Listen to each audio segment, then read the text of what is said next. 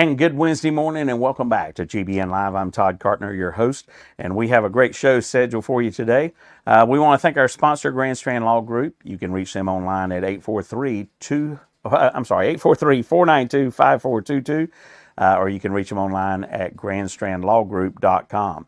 Please don't forget to get permission to Facebook so we can view comments by going to streamyard.com/Facebook. If you have any questions for today's guest, just make sure you type them in the comments and we'll try to get them on air. Today's guest is Shantell Wilkins. She's with RBA Tax and Financial Services. She is part of our Greenville Networking Success chapter up in the Greenville and upstate market. So stay tuned. GBN Live is next.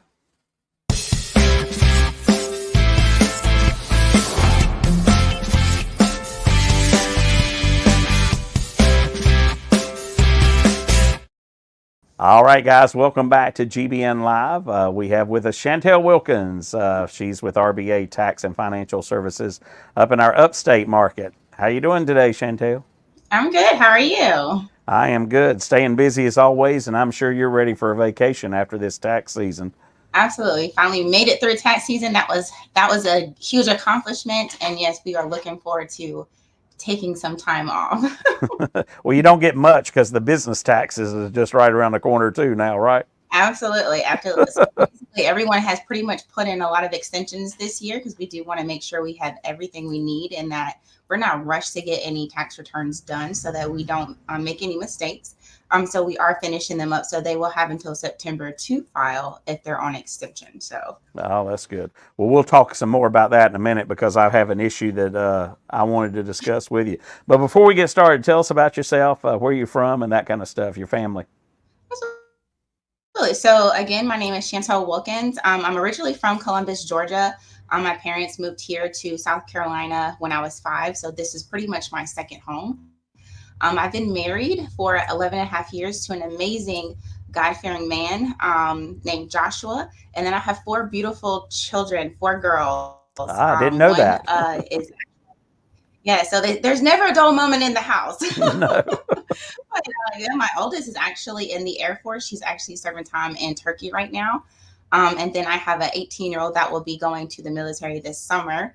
And of course, I have my 2 younger girls I'm trying to keep home and keep close because everyone likes to leave the nest super early. Daddy's ready to kick them out, but I'm just like, don't leave. Yeah, well, I understand. I'm surprised your hair is not completely gray with 4 girls. Mine turned gray after just having 1. Totally understand. They definitely keep you on your toes. Yeah. So tell us about RBA Tax and Financial Services and how it got started and that kind of stuff. So we opened up our doors right before COVID hit, which was in 2019. I basically got this business pretty much started. My husband started in business in 2015, and he was doing a customized paint shop.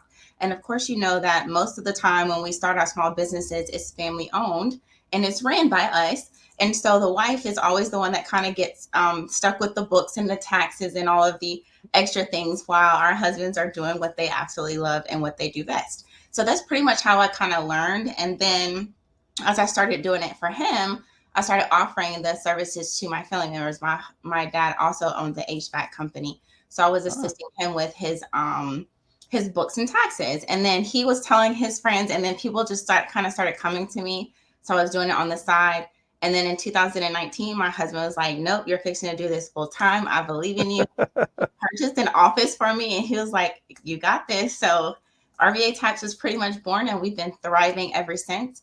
We just celebrated our 5th year anniversary January 19th of this year. Well, that's awesome. That's great. So let's start talking about the accounting and bookkeeping. I think this is a common question, especially with small business owners, but what type of records are we required or that we should keep? I know sometimes there's things that we should do that we don't necessarily think about or required to do. Yes. So basically, when you're operating a small business, keeping like sales receipts, purchase invoice, like any of your bank statements, payroll records, expenses, like any tax filings. What I find a lot easier, because as the small business owner, we're always doing a lot of things and wearing many, many hats. So I do let my clients know about QuickBooks Online. I have felt that that was super user friendly for my clients, and that really helps them keep things like all aligned when trying to get things in order, especially when it comes to understanding the language of your business and knowing how well your business is doing and what needs to be adjusted if we need to start improving profitability. So keeping those aligned is super crucial, especially in the beginning phases of starting your business. So is it important to keep receipts, like if you had to go buy a pack of screws or something like that? I know all that little stuff adds up, but is it really important to keep those little things? So what, it's not required for you to keep anything under $75. But if you're, I do tell my clients to keep pretty much everything. And this is why I love QuickBooks so much, because you can just take a picture of the receipt and then just upload it to QuickBooks, and you don't have to keep track of that individual piece of paper. Right. And then that's also going to, kind of align with your book, so that when you're categorizing on a monthly basis, which we all should be doing, you'll know exactly how much money you're spending to operate the business. Yeah, So, well, that sounds interesting. Okay, I know this varies between business and personal taxes, but what typical things should we be able to deduct as expenses? so when you own a small business, you can deduct anything that's ordinary and necessary to operating your business, which would be things like rent, lease payments, utilities, insurance premiums, office supplies, equipment purchases, vehicle expenses, including like mileage or depreciation. And then also another thing that a lot of people don't know is they can also deduct their legal and accounting fees. So anything that they pay for an accountant is deductible to the business. Yeah, I like the way you said that. It's anything that you need to operate your business. I like that because that kind of Mhm. makes sense a little bit more, I guess. Because I hate Right. taxes. Just Absolutely. A lot of people don't like taxes. yeah. So I see on That's the something website I'll that you offer virtual bookkeeping as well. Can you tell us a little bit about how that works? Yeah. So basically, as a small business owner, a lot of our clients feel like they're being pulled in many different directions, and they're expected to wear many different hats. So it's basically where you can, where we kind of come in as a virtual bookkeeping, to where we free up your time and we act more like a strategic accountant. So we'll be able to meet with you monthly or quarterly, to kind of help you understand the language of that your business is speaking, without having to hire someone in the business and have to pay payroll taxes, you know, having to pay for that person to, come in. Instead, we can basically just do it anywhere you are. So instead of you having like a physical office, we can just hop on a Zoom call. So it's super convenient for a lot of our businesses, especially when they're starting small and starting from home. And they do absolutely know that they need good bookkeeping services. Well, that's So it's good kind of in like a two service different we'll. aspects. Number one is it makes it very simple for the business owner and a lot less costly than hiring somebody in house. But it also makes it easy for you because you can basically do that anywhere. Absolutely, yes. They don't have to be in your immediate area. They do not. So I do help a lot of people that are not solely in South Carolina, especially with their books. And like it's basically a virtual connections where we can, and if they have any questions about anything that any of their reports, or if they need a report that the bank might need, or if you need to show your profit and loss statement or your balance sheet to any investors, it's literally at your fingertips with the click of a button, because we'll be able to have those reports for you and help you understand what's going on with the business. So you're not alone in understanding the language that your business is speaking to you. Well, that sounds great. And that virtual kind of goes into my next question. I read on your website that you also offer part time CFO services. So, how does that go even further in depth with that? Yeah, so basically, this, like with the CFO services, I think that this is pretty much helping. It's designed to provide like a specialized financial guidance and to support small businesses that basically may be feeling stuck, or if they're like facing any challenges in achieving their growth and profitability goals. So basically, we're a team of experts where we all come together and we really dig down into the business to see what's stopping the growth. How can we get to more profitability? And then we're also more like profit and growth experts to the small business, offering and encouraging them for one, accountability, and then to support them along their journey to success. That sounds great. That's you don't see that a lot, so I like that you offer those services. Well, hey guys, stay with us, and after the break, we're going to discuss tax preparation, and if you have tax problems, how RBA can help. So stay with us. GBN Live. We'll be right back. Hi, I'm Justice Ann. I've been a canine liaison at Grand Strand Law Group for 30 years. What's that? You don't believe me? I meant 30 dog years, of course. First rule of lawyering: read the fine print. Anywho, my humans at Grand Strand Law Group have a combined 20 years experience. I know, not as much as me, but that's in people years. So yeah, still pretty impressive. Real estate, estate planning, or probate, you need GSLG. Grand Strand Law Group. Trust us, we have a dog.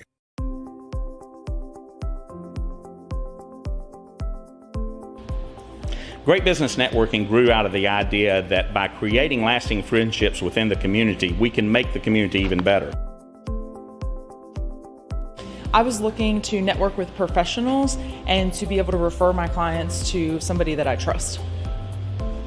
Well, it's really important to trust the members of the group because we really generate quality referrals, and to know somebody, be friends with them, and get that qualified referral is the key to success.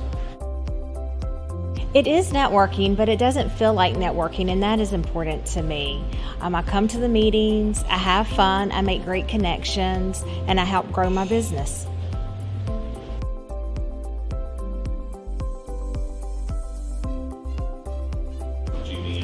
GBN, these are some of the best professionals in the market, and having that resource available to me, that's priceless.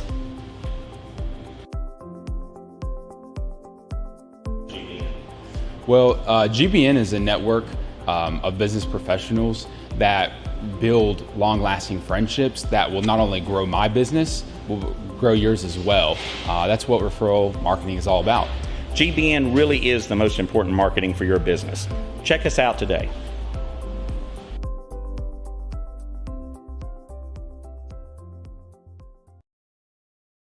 All right, and welcome back to GBN Live. I'm Todd Cartner, your host, and today's guest is Shantell Wilkins. She's with RBA Tax and Financial Service in our Greenville Networking Success chapter up in the upstate. We want to take time to thank our sponsor, Grand Strand Law Group. You can reach them at 843-492-5422 or online at grandstrandlawgroup.com. If you have any questions for GBN or today's guest, please type them in the comments, and we'll get them, do our best to answer them on live right here. You got to give permission to StreamYard by going to streamyard.com/Facebook. All right, Shantell, before we get into the actual taxes part, tell me how you like to help educate business owners on tax planning. So this is a very important part, especially if the small businesses are always owing a large amount to the IRS, then you just might need to complete a tax plan with your accountant. And basically completing this tax plan for businesses is essential for maximizing tax savings, managing cash flow effectively, avoiding those surprises at the end of the year. Nobody likes surprises, especially if it's coming from the IRS. Right.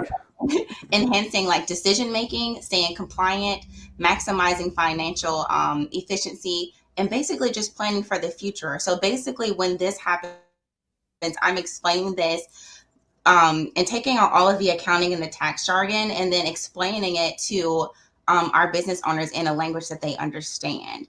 And then basically we get, we have like a personalized consultation. So here we're going to offer a one-to-one consultation with the business owner to like really help to really start to be able to understand their tax situation and their goals, because every business is different. This personalized approach allows us to tailor our tax planning service advice to their unique needs. Yeah. We're also do clear communication because a lot of people don't really understand the whole tax plan. So we, like I said, we use plain language, and we avoid any type of jargon to explain the concepts of tax planning. And then just the ongoing support. So instead of doing tax planning at the end of the year, we're doing this quarterly with our business owners so that we stay proactive and that we stay in front of all of the tax law updates, and then just giving them that support that they need throughout the year, and then helping them implement and adjust their tax planning strategies as needed. So I know that a lot of people do it kind of like at the end of the year, but if you're from a growing aspect in a business, you want to make sure you're doing it at least twice to 4 times a year, depending on how large your business is. Because as you guys may know, that tax law changes every year pretty much. Which is stupid in my opinion, but it just makes it more headache to deal with, I guess. So yeah. Well, the tax preparation you talked about, it kind of goes in with what we were talking about earlier about doing some of this stuff virtually. And so you can do the tax preparation virtually as well, which also expands your reach of clients, but it makes it easier on the small businesses. Absolutely. Because like we're running our businesses, it's sometimes hard to break away, especially in our growing stages. So it's a lot easier for my clients just to find a couple of minutes that they can kind of push pause on and just kind of go back to the back office. And we have a web conference just like this one. And we're talking about your tax situations, the things that are going on in the business, and what tax strategies we can help implement as the business continues to grow. And then once we're off with the call, you can pretty much go back to what you're doing, and we'll take care of everything else on the end and meet with you once we get everything prepared and ready to review to be submitted. So easy peasy as 1, 2, 3. And you don't have to be here in the physical office. You can be wherever, and we'll be able to assist you. You make it sound so easy.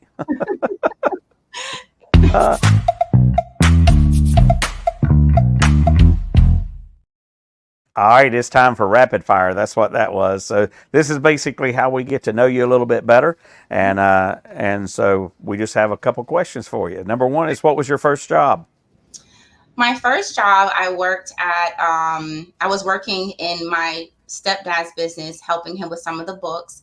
But like my first actual job was at KFC. I was working in the Unfortunately, that place, in my opinion, has gone downhill a little bit. It has. I used to love some KFC. I did too. So, my mom brought it home every day, and then me working there, I don't even want chicken from KFC. I understand. All right, are you a night owl or an early bird? I am an early bird. 7:30, 8 o'clock. I am super tired. Yeah. High season, we're pulling a lot of hours. So I understand. A dog or a cat person? I am a dog person. Yeah. Dark or milk chocolate? I like milk chocolate. Yes. Oh, well, there you go. I do like dark chocolate, but I just like the little mini candy bars. I think it's called special dark chocolate. It's just a certain kind of chocolate. You can't eat just one of those. Right, you can't. You gotta eat a couple. That's right. Favorite color? I like a yellow, like a gold, like my shirt, which is one of the reasons my company colors are gold and black. Oh, sweet. Your favorite word or phrase? What if it all works out? So basically, when you're owning a small business, you sometimes feel like everything is kind of going down for the worst. And sometimes you just got to say, hey, what if it does all work out? So. Right. I love that. Favorite movie or actor? So my favorite actor is, of course, Michael B. Jordan. Ah, there you go.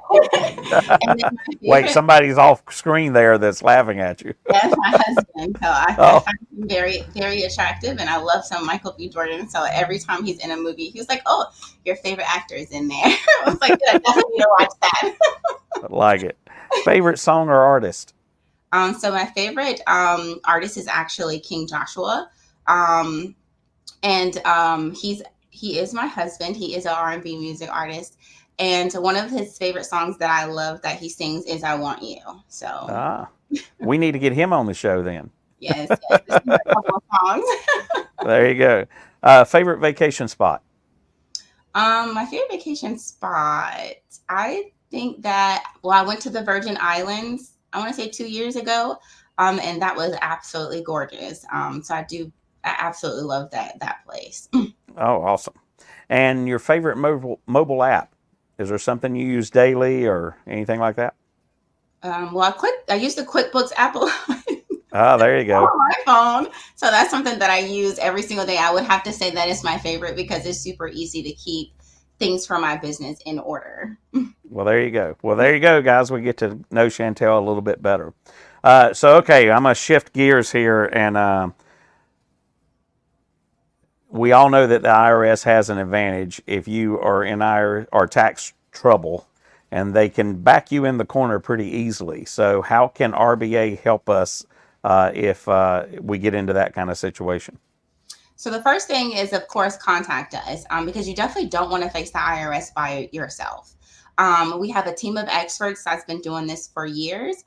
So we'll be able to really dissect what's going on with you and the IRS to be able to dissect your tax situation and kind of get in front of it.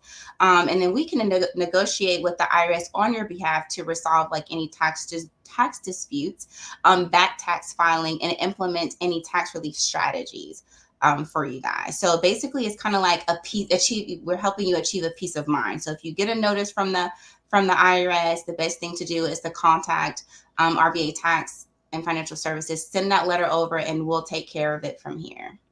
That sounds awesome. You make it sound so easy. Yes, it is. It is. We try to make it super easy for our clients because I know that, this is what we love to do. Taxation and accounting is what we pretty much eat, breathe, and sleep. So it's super easy for us to kind of dissect it versus our business owners having to take head on with the IRS and run a business. And I know that can be challenging for our businesses. So we try to make it as easy as possible for our clients and to give them a peace of mind so they can continue to grow and scale their business. Well, sure. That sounds great. So I see on your website you have your blog is actually called the Learning Center. There's a lot of great information in there as I was going through it. But tell me about this tax school that's on your website as well. Yeah, so I have been running a tax school since 2020. I have been an instructor. And basically with our tax school, it kind of helps individuals gain a skill that they can use for the rest of their life. So basically, when COVID happened, a lot of businesses had to do a lot of layoffs, and people had no earthly idea what the next step was. So me opening up this tax school is giving them a side hustle and an extra income and a skill that they will always be able to use because we always have to file taxes. And if we're in a small business, it's very key for us to make sure that our accounting is done in a timely manner. And so with the tax school, it's offering you those tax filing skills, and it's also offering you some of those bookkeeping skills. So if anything was to ever happen, you can still continue to feed your family and make the money. And then also just educating yourself. I think is super important for everyone to know what's going on with taxation and why it's so important to fully understand what you're signing at the end of the year. So that just kind of like, opens up different avenues for a lot of our individuals that are looking for something extra to do. Yeah, well, that sounds great. Guys, if you have any tax questions and want to get in touch with Shantell, you can reach her at 864-707-2330. That's 864-707-2330. Or you can reach her online at rbafinancial.services. That's rbafinancial.services. Shantell, before we go, can you quickly tell us what referral networking means to you and specifically why you chose GBN? Yeah, so networking is a very crucial and big part to growing your business. I joined GBN, I want to say almost 2 years now.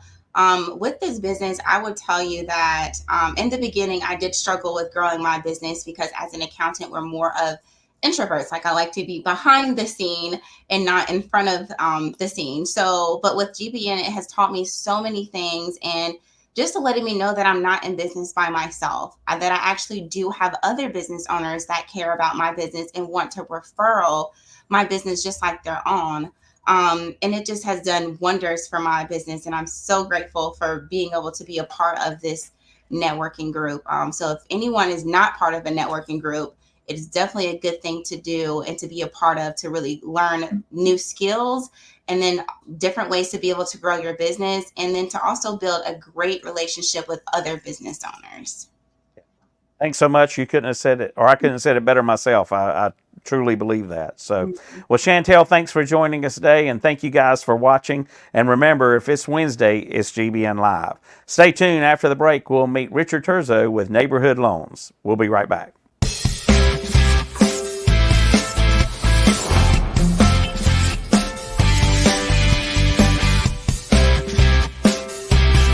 Hi, I'm Justice Ann. I've been a canine liaison at Grand Strand Law Group for, 30 years? What's that? You don't believe me? I meant 30 dog years, of course. First rule of lawyering, read the fine print. Anywho, my humans at Grand Strand Law Group have a combined 20 years experience. I know, not as much as me, but that's in people years. So yeah, still pretty impressive. Real estate, estate planning, or probate, you need GSLG. Grand Strand Law Group. Trust us, we have a dog.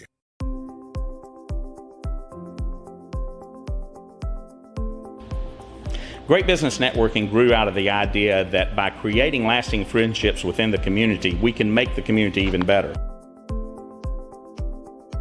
I was looking to network with professionals and to be able to refer my clients to somebody that I trust.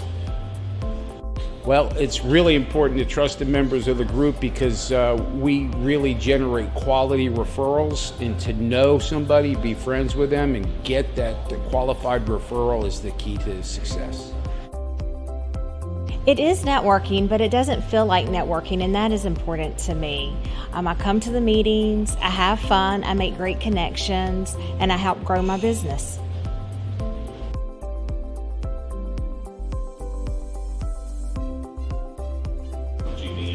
GBN, these are some of the best professionals in the market, and having that resource available to me, that's priceless.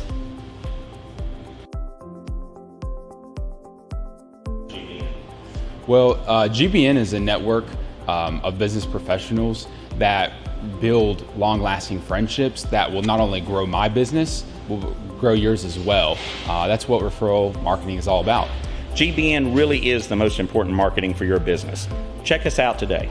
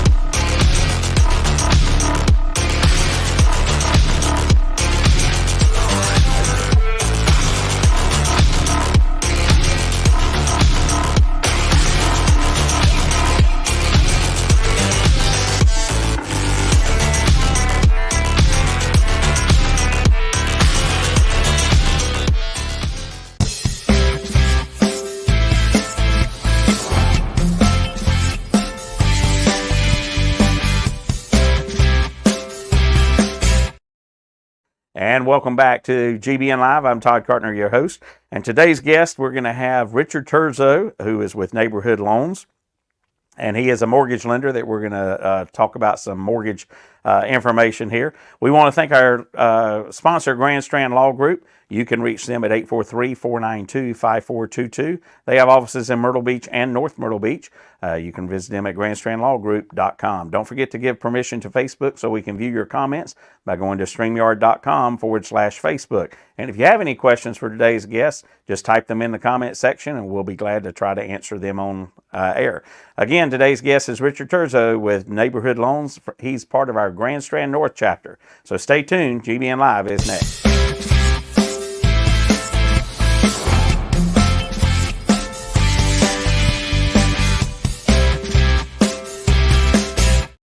Well, this is All right, here he is. Look, guys, Richard Terzo. He is with Neighborhood Loans. And Richard, thank you for joining us today. I appreciate you having me, Todd. Yeah, man. Yeah, So tell us a little bit about yourself and where you're from, family, and that kind of stuff.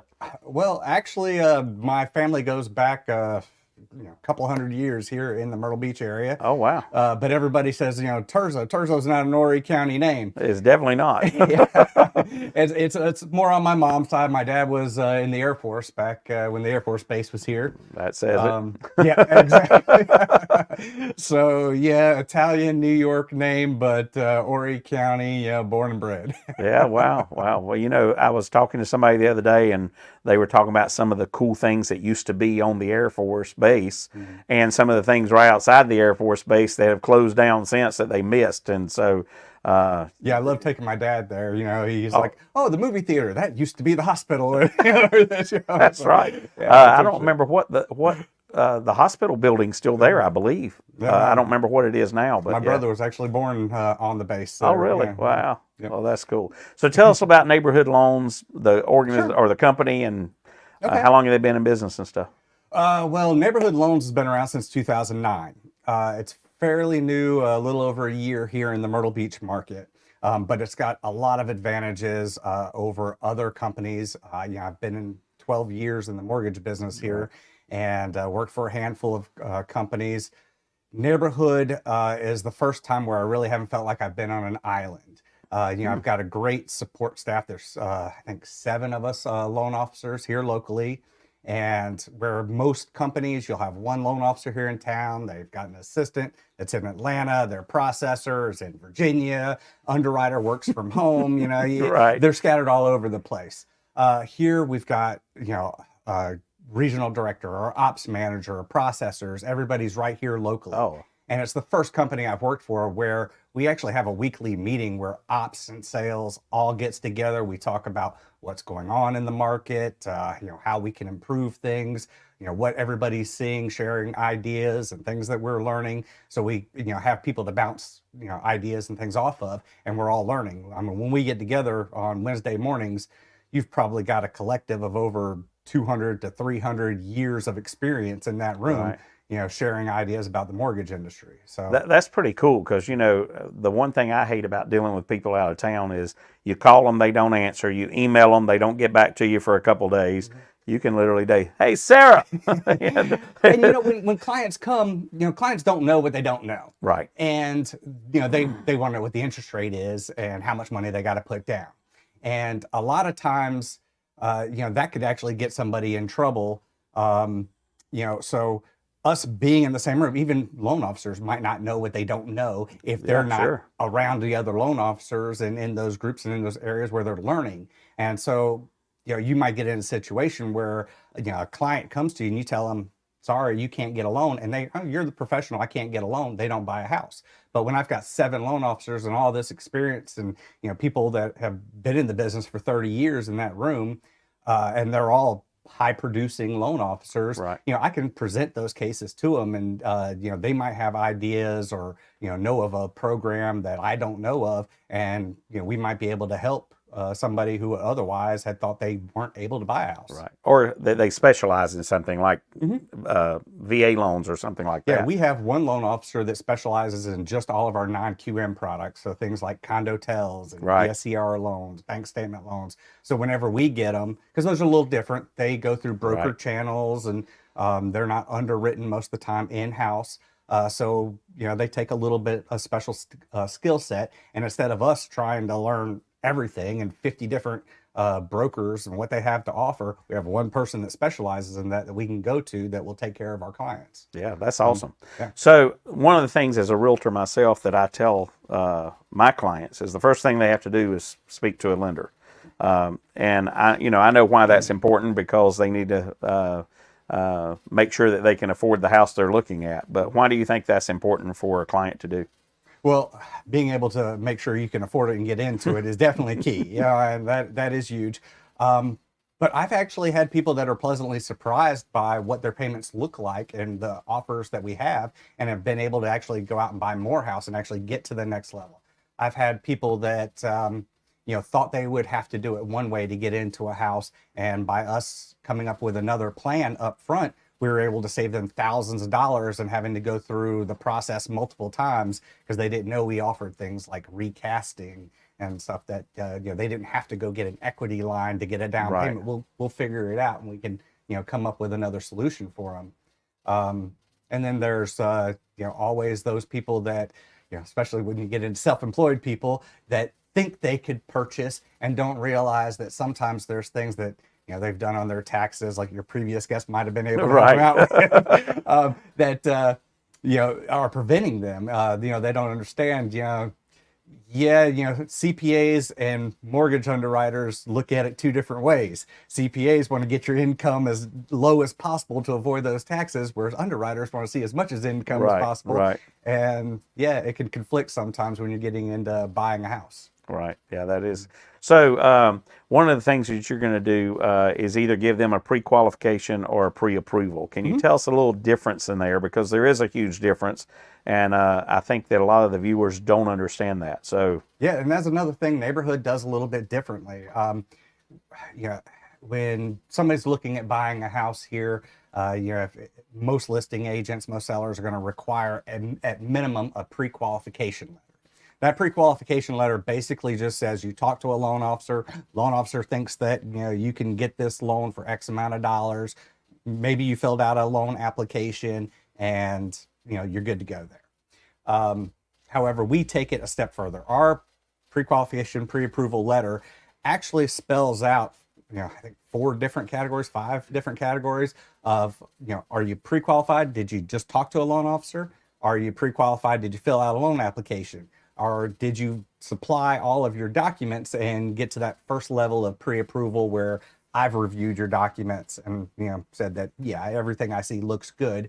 Or did we actually get you to the next step where you took all your documents, sent it to an underwriter, and had the underwriter review it, and you're truly pre-approved? We just got to go find you a house. Right. So it sounds like a pre-qualification is more of the client saying, this is my finances, this is my income, this is my expenses, but they don't provide the proof to that. So you're basically, the pre-qualification is going off what they said, whereas the pre-approval, you've verified those documents and know that that's really what they're approved for. Yes, sir. That is the key of it. Yeah. Yep. So, well, that sounds good. And that makes a big difference. I've had many instances, again, especially with self-employed people. Yeah, I make $8,000 a month.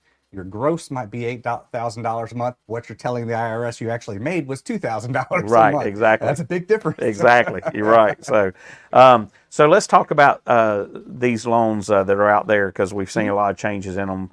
Freddie Mac and Fannie Mae are some of the most popular, especially FHA loans. So can you tell us a little bit about some of the changes that have gone on there? Oh, there's changes going on every day. So yeah, it definitely it gets difficult, and you got to stay on top of it. And that's one of the advantages of our weekly meetings, is staying on top of some of these programs, because they're constantly looking at changes in down payment, changes in how we adjust your income and qualify somebody.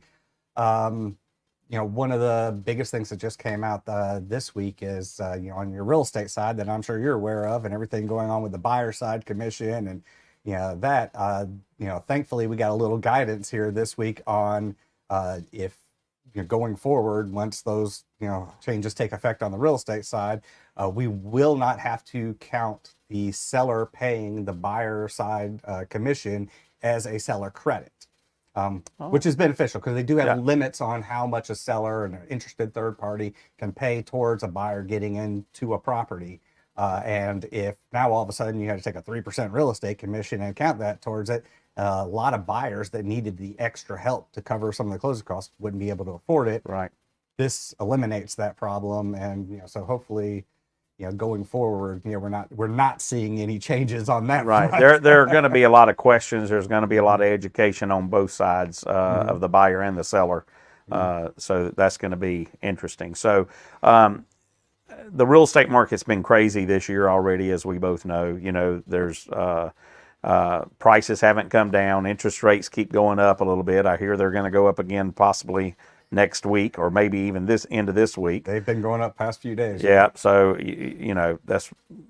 it's going to change every day. So regardless of whether it goes up or down, but one of the things I know a lot of buyers are interested in, especially first-time buyers, because of the high prices of the in the market now, is they're going to need some down payment assistance. Are there any? First of all, are there any programs out there still for that? And if they are, what does it take to get qualified on those most of the time? Okay. So Fannie Mae, Freddie Mac both have first-time home buyer programs, and you actually don't even have to be a first-time home buyer for some of them, where you can put as little as 3% down. So that's already a big benefit for a lot of people. Then on top of that, there are down payment assistance programs, especially through the state, SC Housing. Well, they will come in and do a forgivable second mortgage on top of the other programs. So instead of 3% down, you might be able to even borrow the full 3% that you need. And there's some caveats with that. Sure. If you continue to make the payments for 10 years, it's forgiven, and you don't ever have to repay it back. However, if you refinance or sell the house in that 10 years, you may have to actually repay the full amount back. Right. So we have to look at what the market looks like over the next several years, what the individual's plans are, and if it's going to make sense for them, and if they really need that to move forward. Yeah. There are other grants, and there's things for your first responders and hospital employees that we can look at, teachers and things. But the down payment assistance through South Carolina Housing is one of the most popular in this area. Yeah, and they usually release those funds in April, don't they? Isn't that when it typically is? Yeah, I believe so. Yeah, because they usually run around October, November. And that's kind of the pro and cons about some of those programs is, if you haven't identified a house or if you're buying a house and the funds aren't there, it could leave you kind of with your pants down sometimes. Right. Right. Nope, I get it. So typically we try to be creative and come up with other ways to get people into the houses. One thing I'll tell you, I closed a house for a young couple last month. They were 20 years old, 1 year on the job, full-time W-2 employees, just out of school. Actually, the girlfriend was still in college. And we used a USDA 100% financing program, got them seller credit, also was able to work in some of their closing costs into their loan. Their total out-of-pocket expense to get into the house was $53. Wow. Yeah. Somebody worked hard on the back end on that one. So I mean, these kids that, barely, like at 20 years old, 1 year of work experience, $53, and now they're new homeowners, and that's huge because as home ownership's the number one cause of success, financial success in America. Right. Yeah. And the earlier you can get in, it's like the earlier you can get into the stock market, the better. Yeah. So these kids are smart and set up now, moving forward. Yeah, that's awesome. Yeah. Well, guys, stick with us after the break. We're going to discuss a little bit more about what the market is right now and some things you need to know to get pre-approved. Stay with us. GBN Live. We'll be right back. Hi, I'm Justice Ann. I've been a canine liaison at Grand Strain Law Group for, 30 years? What's that? You don't believe me? I meant 30 dog years, of course. First rule of lawyering, read the fine print. Anywho, my humans at Grand Strain Law Group have a combined 20 years experience. I know, not as much as me, but that's in people years. So yeah, still pretty impressive. Real estate, estate planning, or probate, you need GSLG. Grand Strand Law Group. Trust us, we have a dog.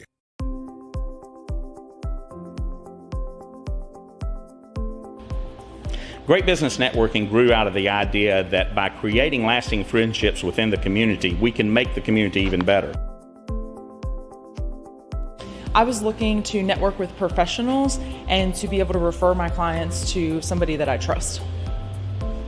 Well, it's really important to trust the members of the group because we really generate quality referrals, and to know somebody, be friends with them, and get that qualified referral is the key to success.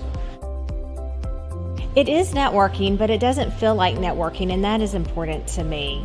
I come to the meetings, I have fun, I make great connections, and I help grow my business.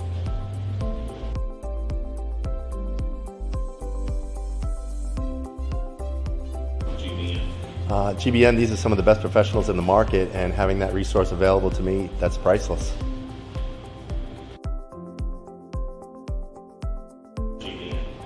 Well, GBN is a network of business professionals that build long-lasting friendships that will not only grow my business, will grow yours as well. That's what referral marketing is all about.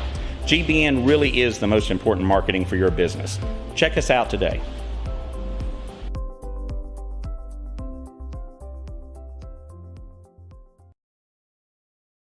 All right, guys, welcome back to GBN Live. I'm Todd Cartner, your host, and today's guest is Richard Terzo. He is with Neighborhood Loans and part of our Grand Strand North chapter, and we'll get him back on here in just a moment. We do want to thank our sponsor, Grand Strand Law Group. You can reach them at 843-492-5422. They have offices in Myrtle Beach and North Myrtle Beach and want to be your trusted choice. You can reach them at grandstrandlawgroup.com. If you have any questions for GBN or today's guest, please type them in your comments, and we'll do our best to get them answered right here on GBN Live. So, Richard, we've talked about a little bit about how the market was going and stuff, but where do you think it sits today, and what do you see in the next coming months? Wow, that's a loaded question. It is, If I know. I had a crystal ball, I would not be sitting here talking to you right now. Right. Okay, so I've been in the real estate game for almost 30 years now, and I've seen highs, I've seen lows. I've told the story many a time, especially when interest rates were 3%, that when I started selling real estate back in the 90s, all the more senior real estate agents came up to me and said, interest rates will never be this low again. You got to get out there and sell, sell, sell. They were about 8.5 to 9% interest back then. Right.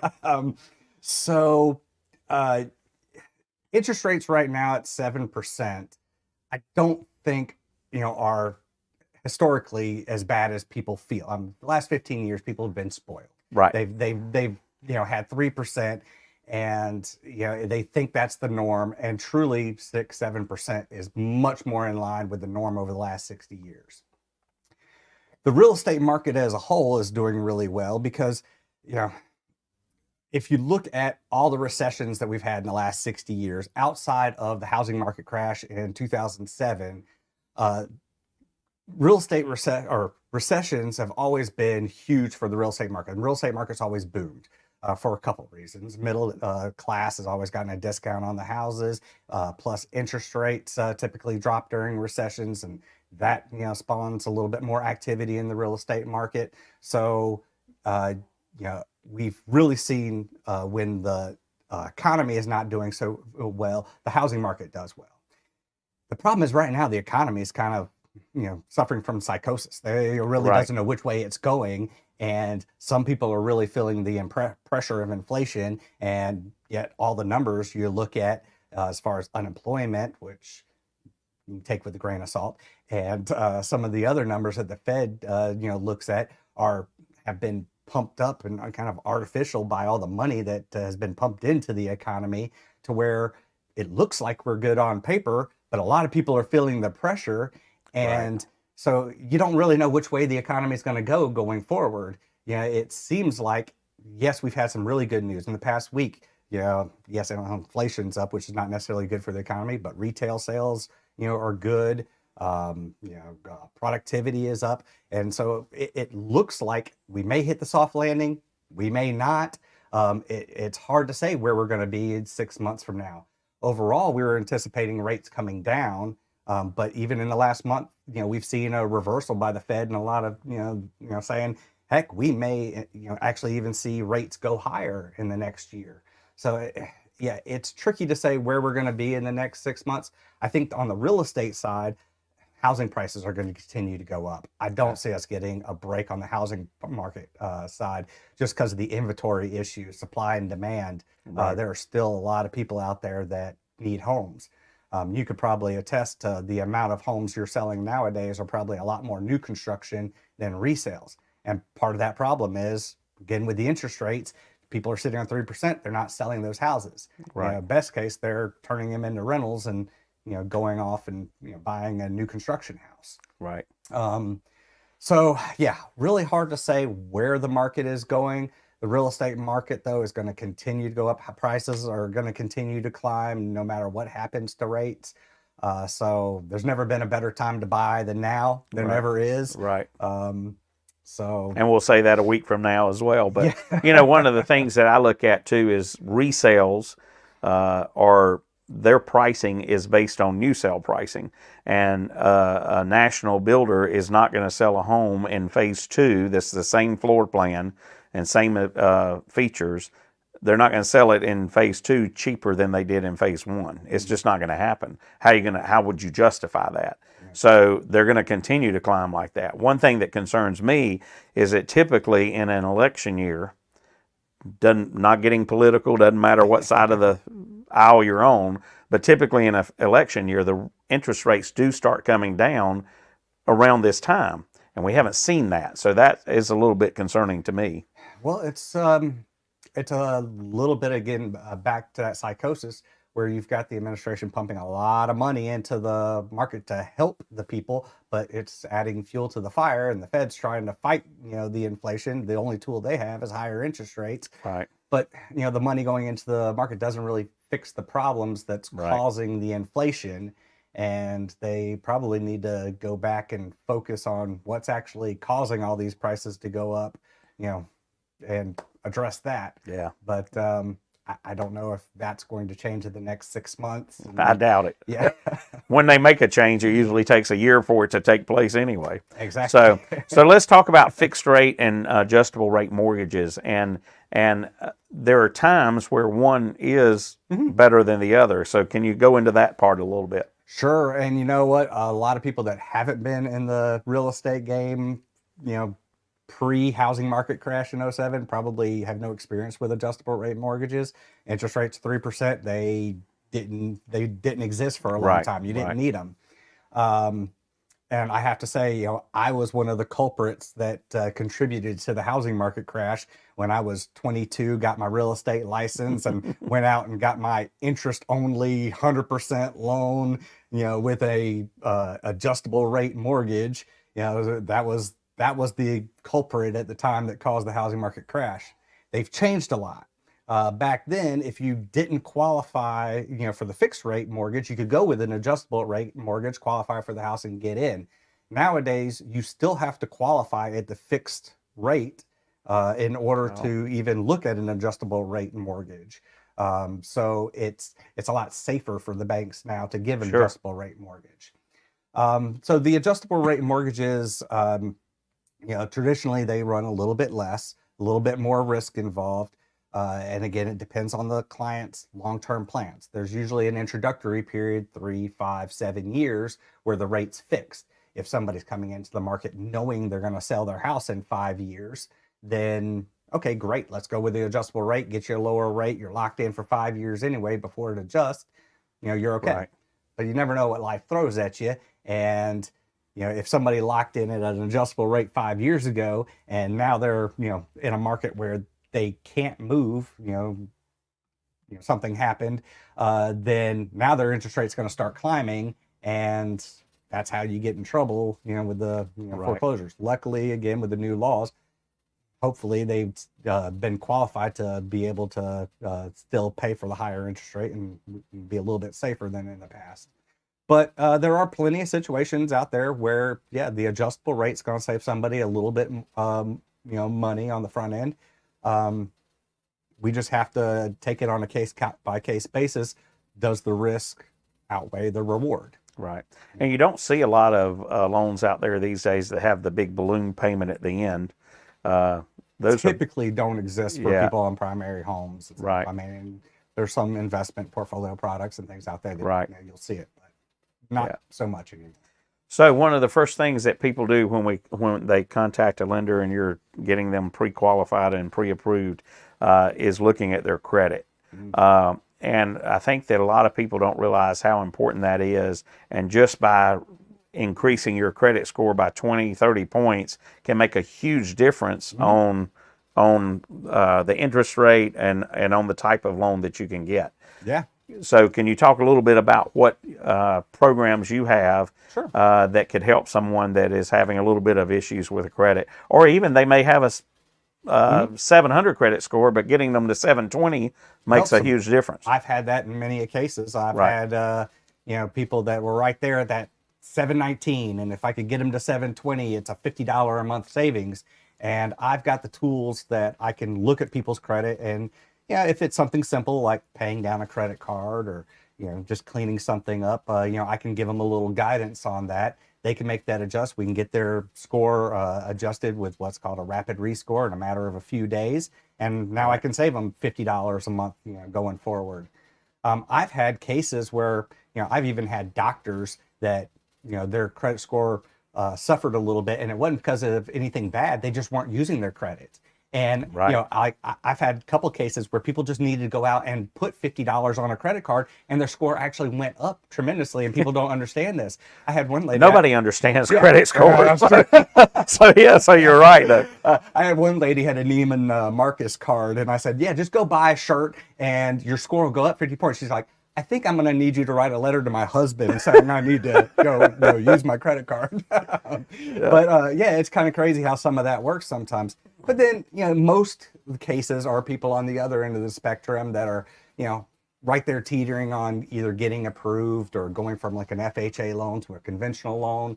And, we're really trying to help them, get qualified or, at least or get them to the point where they can get the house that they really need or want. If it's minor stuff, paying off credit cards, cleaning up something small, I can help them. If it's, I open up somebody's credit and I've got a bunch of collections and things that are, out of, my wheelhouse, then I do have professionals that I lean on.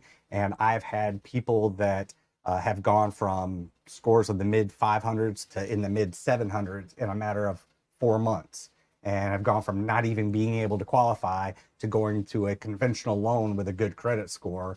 And it cost them a little bit of money in the front, but that investment on the front end on their credit pays huge dividends down the line. Right. There's a, and I'm not endorsing these, so don't think that, but I was introduced to a online product called Kickoff, Kikoff. Okay. And it's a credit building type software. And I have a client of mine who's a single mom, 2 kids. Her credit score was 512. And it wasn't that she had bad credit. She did have a couple small credit card charge-offs, but she really didn't have any current credit, and that's what was hurting her. So we worked with her with this Kickoff, and she got a secure credit card for $300. It wasn't much. Mm-hmm. And they have a installment loan that is a possibility. So a lot of times if you go to a bank, you get a $1,000 secure credit line. You have to give them that $1,000. You make monthly payments, and then at the end of that 12 months, as long as you paid everything on time, you get your $1,000 back. Mm-hmm. Well, the way Kickoff works is you pay every month, and it collects your money, and at the end of the 12 months, they give you your money back. Okay. So it's kind of reversed on that, but it's secure because the bank is collecting your money every month instead of you paying them back. Yeah, that sounds anyway, like her credit score has gone up to 742 was when I heard her last week. Oh, wow. So she's looking for houses now. So fantastic. So what's her number? Right. We'll talk off the camera. But yeah, seriously, I mean, I was really impressed, and that's only been like 7 months. So she's starting to look around and stuff. But yeah, I was impressed that something like that could be so simple and really make a huge difference for her. Yeah. So, excellent. Yeah. And I like that simulator that you guys have because that can tell. Because some people think that, oh, let me just close this charge card or whatever, and it could help depending on the card, but it really most of the time hurts you more than it helps you. Yeah. And talking about closing accounts, sometimes it can hurt you, but a lot of times I'll get people that are authorized users, and the card may have a $200 a month payment that's prohibiting them from getting a house. I'm like, just go get your name taken off of the card. Don't be an authorized user on it. We don't count it against you. Now you qualify. That's right. Sometimes it's that simple. That's for sure. Well, let's talk about refinancing. When is that? When is that a good thing, and when is it a bad thing? Because I think a lot of people think that I'm just going to refinance because I want to make my interest rate smaller. Mm-hmm. Sometimes it's a quarter of a point, and but there are times it's not good for you to refinance. Yeah, so we definitely have to look at what your ROI looks like if we're doing it just to get you a lower interest rate.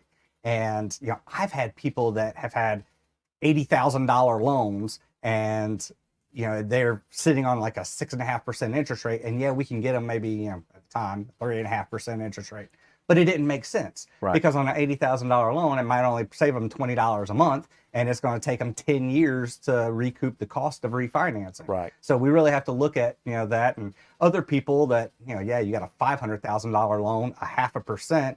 Might save you enough to recoup your cost in 6 months. Well, let's go ahead and get you refinanced. Right. Right now, with the interest rates being up, you don't see a lot of people refinancing just to get the lower interest rates. Usually there's another reason. We have to get somebody off the loan. They got a bad loan product with a balloon payment or something that we're having to get them out of. But one of the most advantageous reasons for refinancing right now is for debt consolidation. And I've got a great tool that I can show somebody. Just because you got a 3.5% interest rate right now, and I'm going to put you in a 6.5% interest rate, if we pay off all of these bills, your monthly liabilities go down $500 to $1,000 a month. And now, if you take that same amount of money you're paying out monthly anyway and apply it back towards your principal, you're actually building your net worth a lot faster. And if we look at 5 years down the line, your net worth could be $100,000 more than if you just keep paying your 3.5% mortgage. Right. And a lot of that is because the other loans that you have out there, you have a higher interest rate on. You have a higher interest rate, higher monthly payments, and so if we consolidate all of that and get you into one payment, it makes a lot of sense for people. But you get a lot of pushback on that. Oh, I don't want to give up my 3.5% interest rate. And it's like, well, that 3.5% interest rate is costing you, X amount of dollars over the next 20 years. And if you just make that payment, in 15 years from now, I can show them graphs and how it all works out and when they can put the money towards their principal and how much they'll get back if they just apply extra little bit every month. And I can show them, just real flat out that, hey, in 20 years, your net worth is going to be $250,000 more if you go ahead and refinance and do this. Yeah. As long as you're smart about it. That's you right. Refinance and go out and buy you a new Mercedes next week. You're right back in the same. Exactly. So, guys, that's why you call the professional over here. So if you want to get in touch with Richard, you can reach him at 843-503-3023. That's 843-503-3023, or you can get him online at carolinalender.com. You got lucky with that URL. But Richard, before we go, can you just tell us a little bit about why referral networking is so important to you, and specifically why you chose GBN? Yeah, so I've been in my networking group for well over 10 years now. And when we talk about friends first, business second, it truly is a good friendship. And I mean, I would hate to drop out of the networking group just to lose those, personal connections. Right, sure. And it's great when I personally need help. If I need a landscaper, I've got somebody that I know was going to show up. If I got a plumbing issue, I've got a personal relationship with a plumber. I'm not on a wait list somewhere. Right. I can call them up and get them out there. But it also helps my friends and my clients, and it builds my credibility with my clients when, if I got somebody moving into the area and they're like, oh, well, I don't know who's going to, cut my yard. I can't cut my yard. I got a great landscaper I can send you. I know a guy. That's something like a New York statement. I know a guy. Yeah, I got you. That's right. But and it's countless times. I mean, I've got one lady right now is doing a house. I've probably sent 4 people from our networking group out there in the past week just to help her. And now we're fighting over whose referrals is whose. But I mean, that's it's like wait a second, I started it. They're all mine. Right. There you go. But so it gives you that credibility. It gives you those people that you really can rely on. And sometimes I'm a kind of a DIY type person, but sometimes I get in over my head and I can go to my electrician and be like, okay, look, I really probably should not be sticking the screwdriver in there. Right. But if I did, what kind of breaker would I need on? That's it. Well, yeah, you're right. It's all about building those relationships. Yeah. So, well, Richard, thank you for joining us today. We appreciate a lot of great information. And guys, thank you for watching. And remember, if it's Wednesday, it's GBN Live. We'll see you next time.